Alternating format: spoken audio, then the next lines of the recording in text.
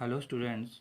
आज हम क्षितिज भाग 1 गद्यखंड के पाठ 1 दो बैलों की कथा का अध्ययन करेंगे। तो दो बैलों की कथा जो शीर्षक है, जो कहानी है, वो प्रसिद्ध जो कथाकारक प्रेमचंद जी द्वारा रचित है और प्रेमचंद जी का जन्म 1880 ईस्वी में बनारस के लम्ही नामक गांव में हुआ। उनका बचपन का जो नाम था वह धनपत राय था और उनका जो बचपन था बड़ी कठिनाइयों से बीता और उन्होंने बीए तक की शिक्षा ग्रहण की। उन्होंने बहुत सी रचनाओं को भी लिखा, जैसे गोदान, करम भूमि, रंग भूमि।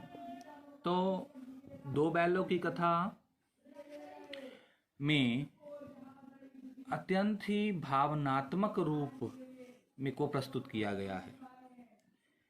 इसमें प्रेमचंद जी ने कृषक समाज और पशुओं के मध्य भावात्मक संबंधों का वर्णन किया है। इस कहानी में उन्होंने यह भी बताया है कि स्वतंत्रता सहज में नहीं मिलती, अर्थात क्या है, सरलता से स्वतंत्रता को नहीं पाया जा सकता। उसके लिए बार बार संघर्ष करना पड़ता है और इस प्रकार परोक्ष रूप में भी यह कहानी आज़ादी के आंदोलन की भावना से जुड़ी हुई है। भी इसके साथ इस कहानी में पंचतंत्र और हितोपदेश की कथा परंपरा का भी उपयोग और विकास किया गया है। तो अध्याय को शुरू करते हैं कि जानवरों में गधा सबसे ज़्यादा बुद्धिमान समझा जाता है, बुद्धिहीन समझा जाता है, अर्थात बुद्धिहीन अर्थात मूर्ख। बुद्धिहीन क्या है? मूर्ख। हम जब किसी आदमी को परले दर्जे का बेवकूफ़ कहना चाहते हैं, अर्थात किसी व्यक्ति को मूर्ख कहना चाहते हैं, तो उसे गधा कहते हैं। गधा सचमुच बेवकूफ़ है या उसके सीधेपन, उसकी निरापद अर्थात क्या है? सुरक्षित, निर्विघ्न। निरापद सहिष्णुता अर्थात सहनशीलता ने उसे यह पदवी दी है, इसका निश्चय नहीं किया जा सकता। गायें सींग मारती है, अर्थात अब जो कवि हैं प्रेमचंद जी बता रहे हैं कि हर एक जानवर अपने आप को बचाने के लिए कभी ना कभी कई तरीकों से अपना वो असंतोष प्रकट करते हैं। तो यहाँ गायें सींग मारती हैं और ब्याई हुई गायें तो अनायास अचानक ही सिंहनी अर्थात शेरनी का रूप धारण कर लेती है। ब्याई हुई गायें किसका रूप? अचानक ही शेरनी का रूप धारण कर लेती हैं। कुत्ता भी बहुत गरीब जानवर है, लेकिन कभी कभी उसे भी क्रोध आ जाता है, किंतु गधे को कभी क्रोध करते नहीं सुना है, न देखा है। जितना चाहे गरीब को मारो, चाहे जैसी खराब सड़ी हुई घास सामने डाल दो, उसके चेहरे पर कभी असंतोष की छाया भी ना दिखाई देगी। वैशाख में चाहे एक आध बार कुलेल अर्थात कलोल कर लेता हो, पर हमने तो उसे कभी खुश होते नहीं देखा। उसके चेहरे पर एक विषाद, हम बात करें विषाद अर्थात उदासी, विषाद अर्थात क्या होता है? उदासी स्थायी रूप से छाया रहता है। सुख दुख हो, हानि लाभ हो, किसी भी दशा में उसे बदलते नहीं देखा। ऋषि मुनियों के जितने गुण हैं वे सभी उसकी प्रकाष्ठा में पहुंच गए हैं, अर्थात क्या है? उसे ऋषि मुनियों की तरह कहा गया है कि जितने ऋषि मुनि सहज सरल भाव के होते हैं, उसी प्रकार गधा भी क्या है? उसी प्रकाष्ठा में पहुंच गई। पर आदमी उसे बेवकूफ कहता है। सद्गुणों का इतना अनादर कहीं नहीं देखा। कदाचित सीधापन संसार के लिए उपयुक्त नहीं है। देखिए ना, भारतवासियों की अफ्रीका में क्या दुर्दशा हो रही है, अर्थात क्यों? अगर लेखक ये बात कहता है कि भारत के वासियों की अफ्रीका में क्या दुर्दशा हो रही है, क्यों हो रही है? क्योंकि भारतवासी क्या है, ईंट का जवाब पत्थर से देना नहीं जानते हैं। क्यों अमेरिका में उन्हें घुसने नहीं दिया जाता?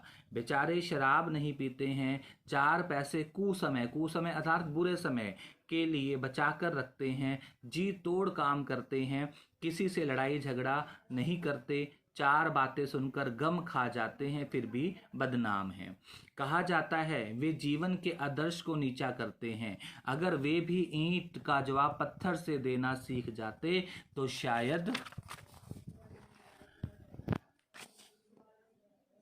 सभ्य कहलाने लगते। देखिए भारतीय क्या है, लेखक का मानना है कि उनकी दुर्दशा इसीलिए है क्योंकि वे ईंट का जवाब पत्थर से देना नहीं जानते हैं। एक ही विषय ने उसे संसार की सभ्य जातियों में गणने बना दिया है, गिनने योग्य बना दिया है।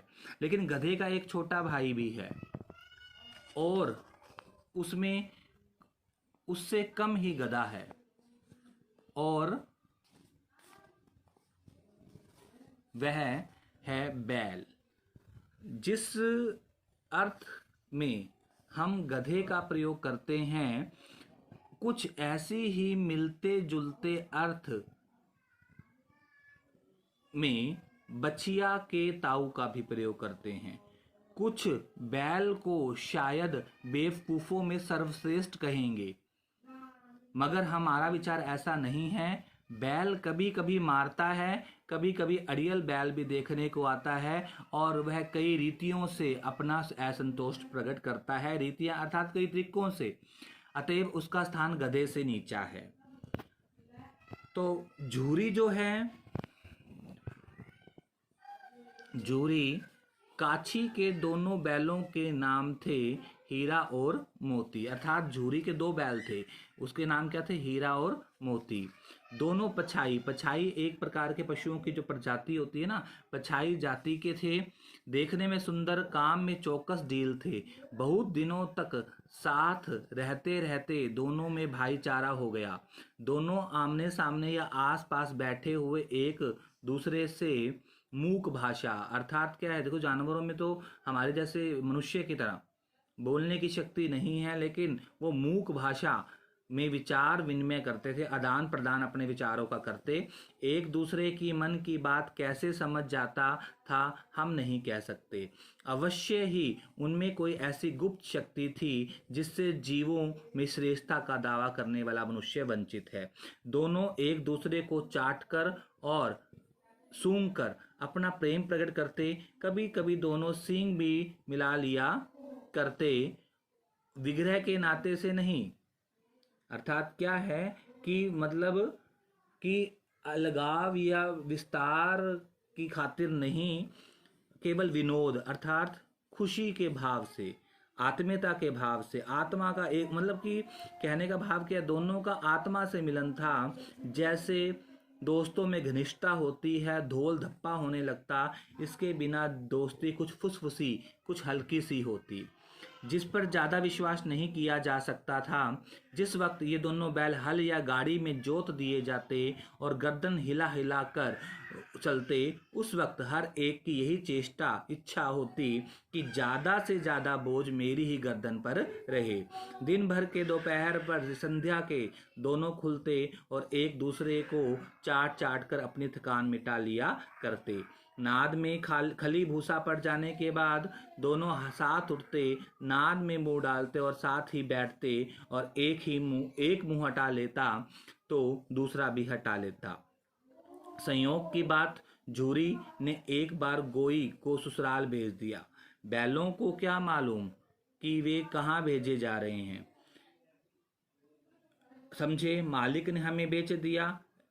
अपना यूं बेचा जाना उन्हें अच्छा ना लगा, और लगा या बुरा कौन जाने, पर झूरी के साले गया को घर तक गोई ले जाने में दांतों पसीना आ गया। अर्थात तो झूरी का साला था गया, कौन था, गया, वो उन बैलों को ले गया। पीछे से हाँकता तो दोनों दाएं बाएं भागते, पगिया पकड़कर आगे से खींचता तो आगे पीछे की ओर जाते, लगाते, मारता तो दोनों सींग नीचे करके हुंकारते। अगर ईश्वर ने उन्हें वाणी दी होती तो झूरी से पूछते कि तुम हम गरीबों को क्यों निकाल रहे हो? हमने तो तुम्हारी सेवा करने में कोई कसर नहीं उठा रखी। अगर इतनी मेहनत से काम ना चलता तो काम और काम लेते। हमें तो तुम्हारी चाकरी अर्थात तुम्हारी नौकरी में ही मर जाना कबूल था। हमने कभी दाने चारे की शिकायत नहीं की। तुमने जो कुछ खिलाया वह सिर झुका कर खा लिया, फिर तुमने हमें इस जालिम के हाथों क्यों बेच दिया? तो कहने का भाव क्या है कि उन मूक जो जानवर थे उन्हें नहीं पता कि वो कहाँ ले जाए। उन्हें तो ये लगा कि शायद उनके मालिक ने उन्हें बेच दिया हो, और वो बार बार यही सोचते जा रहे थे कि हमारे मालिक ने हमें क्यों बेच दिया। हमने तो कभी भी उससे कोई शिकायत नहीं की, चाहे वो कार्य के प्रति हो चाहे खाने के प्रति हो। तो सभी बच्चे इसी जो मैंने आपको ये पढ़ाया है उसी को पढ़ना है ध्यान से। और अगर आपको कहीं भी लगे कि यहाँ जहाँ तक हमने पढ़ा है हमें कुछ भी उसमें अगर समझ नहीं आया है तो मुझे मैसेज करके आप बताएंगे। और नेक्स्ट जो वीडियो में मैं आपसे जितना मैंने आपको पढ़ाया है ना, उस वीडियो के उस चैप्टर में जितना भी पढ़ाया गया है उसमें से मैं आपसे क्वेश्चन पूछूंगा और वो आपको मुझे उसके आंसर देने हैं। धन्यवाद।